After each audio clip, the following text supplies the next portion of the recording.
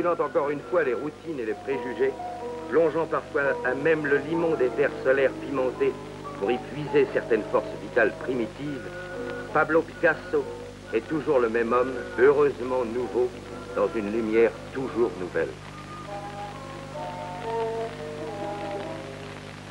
Avec Picasso, les choses existent.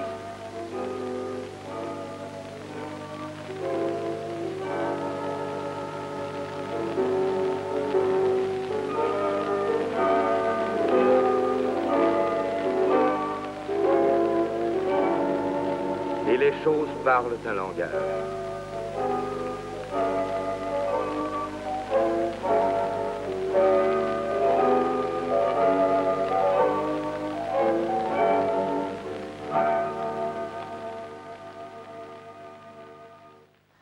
J'ai rencontré Picasso en 1947-48. Oui, j'ai rencontré Picasso grâce à Prévert. Picasso vient et Prévert connaissait Picasso, il me le présente et il dit tiens, il a une marque de fabrique sur son bras. J'ai fait ça, 186-524, Birkenau, Auschwitz-Birkenau.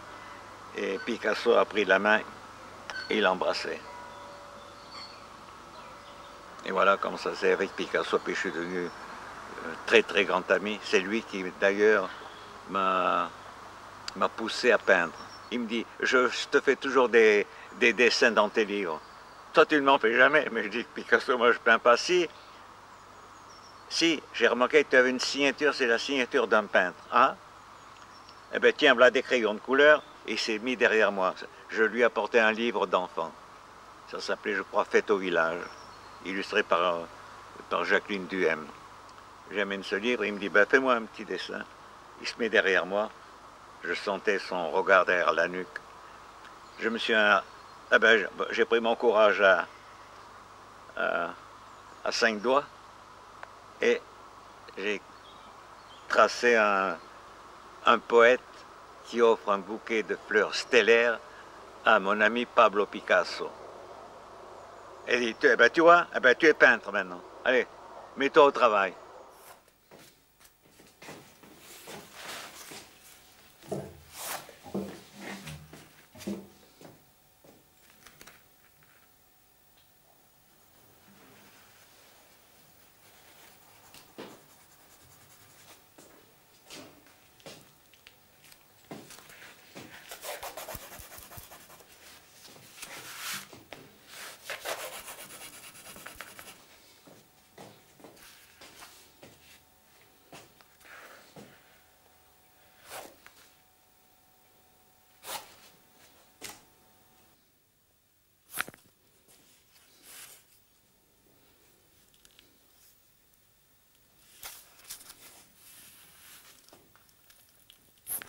Picasso Blues. En ce matin du 8 avril 1973, à 11h45, Pablo Picasso a pris forme immobile. Le plus grand feu est froid. Plumé de noir, une colombe vole. L'air trace un arc tombal.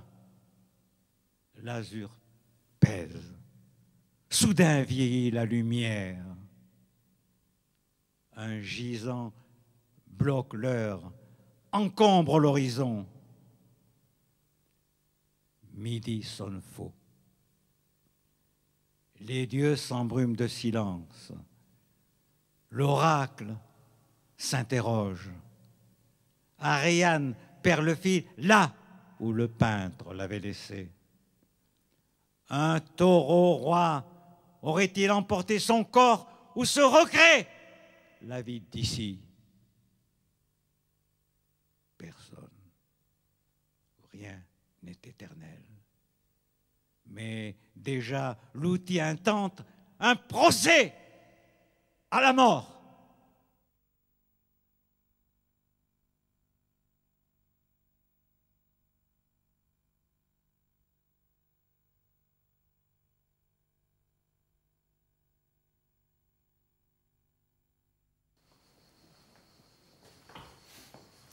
Là-bas, le tableau. Là-bas. Ah, voilà. Il faut dire celui-là, là.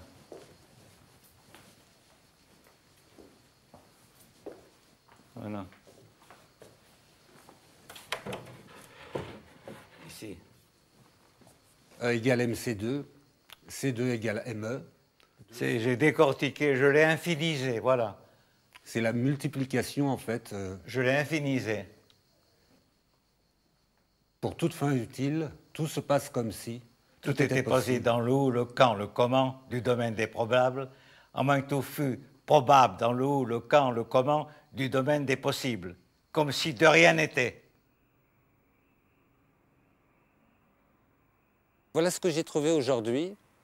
Dis-moi ce que tu en penses. Tu peux l'ouvrir. C'est une carte postale. Et dis-moi ce que tu penses de ce qui est écrit dessus.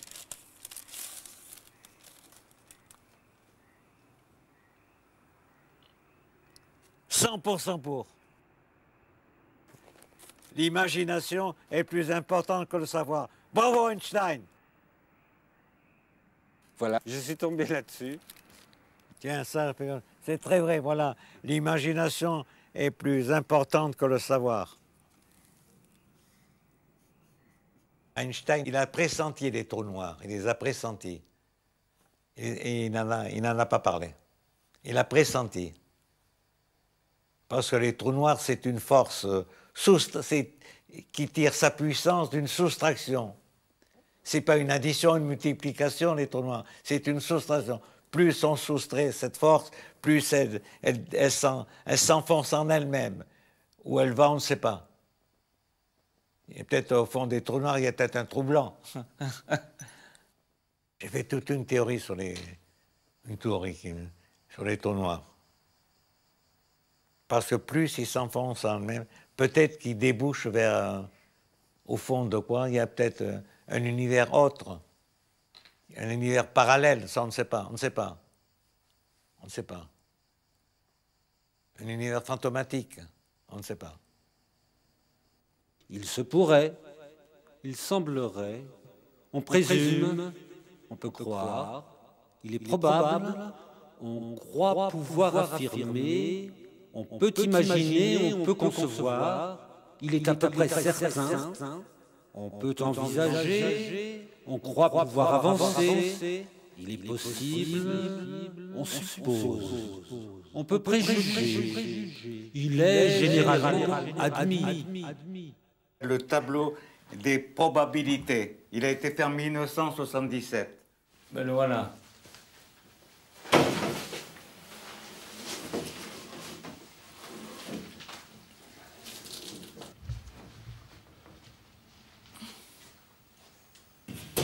Et il y en a eu en fait ensuite 4 exemplaires de fait. Je ne sais pas combien exactement. Je crois que c'est 4 qui sont dans des couleurs différentes. Ah ouais? Oui. On ne sait même plus. Et il se termine par « Et tout se passe comme si ». Et tout se passe comme si, voilà. Et tout se passe comme si. Ça revient souvent chez moi, ça. Ah mon ami potier, n'es-tu donc jamais fatigué? Attends tourner, attends tourner, attends tourner. Plus de 1000 et 1000 tours par jour sur ton vieux tour. Et tes mains ne sont-elles pas usées, usées jusqu'à l'os? Attends tourner, pétrir, frotter, caresser, dominer la bonne et rude argile d'où nous sommes tous nés. Les astres tournent dans l'univers et moi je suis là. Sur le globe à faire sans répit, tournez mon vieux tour. Et le monde tourne, danse, rayonne, et le monde fait l'amour. Et mes mains et mes pieds s'en vont et viennent à l'unisson. Et je tourne et tourne pour faire naître, en chantant de la terre, les formes vivantes et toujours si nouvelles de la vie. Oh mon ami potier, tu me parais plus joyeux que toujours. À ton tourner, à ton tourner, à ton tourner. Tu donnes des 1000 tours par jour sur ton vieux tour. Et tes mains me semblent plus belles et plus fines que jamais. À ton tourner, pétrir, frotter, caresser, dominer. La bonne rue d'argile d'où nous sommes tous nés. La céramique, j'en ai fait quelques-unes chez Madura, à Valoris, où j'ai beaucoup travaillé. C'est là d'ailleurs que j'ai approché Chagall et Picasso, qui ont été mes compagnons d'atelier. Là, j'ai surtout employé les oxydes et les engobes. J'ai évité les émaux. Il y a parfois une petite pulvérisation des mailles, comme dans celle-là. Peut-être, il y a un nombre et ça peut rester 1000 ans dehors, elles ne bougent pas. Elles sont pleines. Ce sont des céramiques, ça, vous voyez. On croit que ça remonte à la plus haute antiquité. C'est vrai, hein.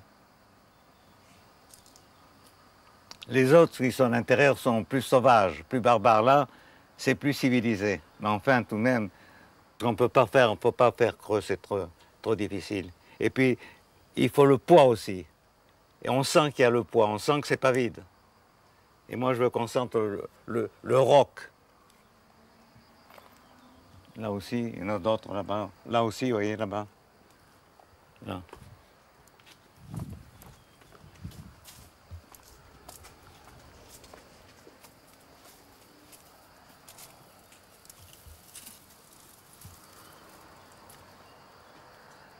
Vous voyez aussi l'alliance entre ça et des pierres, des petits rocs, des petits rochers. Là,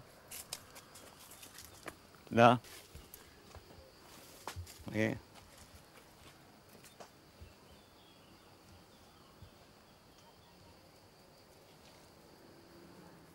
Là aussi.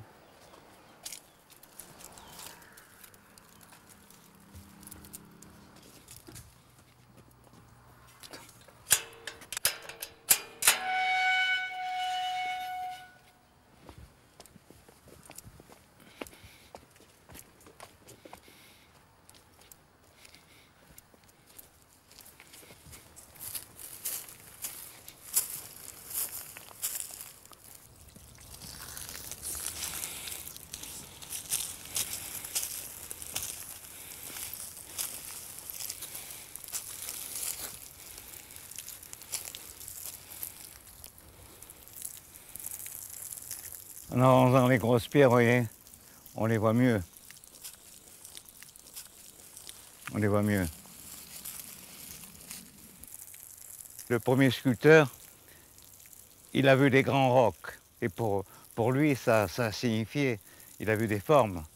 Donc le premier geste de l'homme vers l'art, c'est la sculpture. Alors, ces pierres, ce sont des sculptures naturelles. Elles s'allient très bien avec les sculptures faites par des artistes, par les hommes, quoi. Il y a des gens qui y ont réussi, dis donc, c'est formidable ce que tu as fait comme sculpture. Voilà. Vous voyez combien les pierres, les blocs monumentaux prennent une place privilégiée dans mon jardin.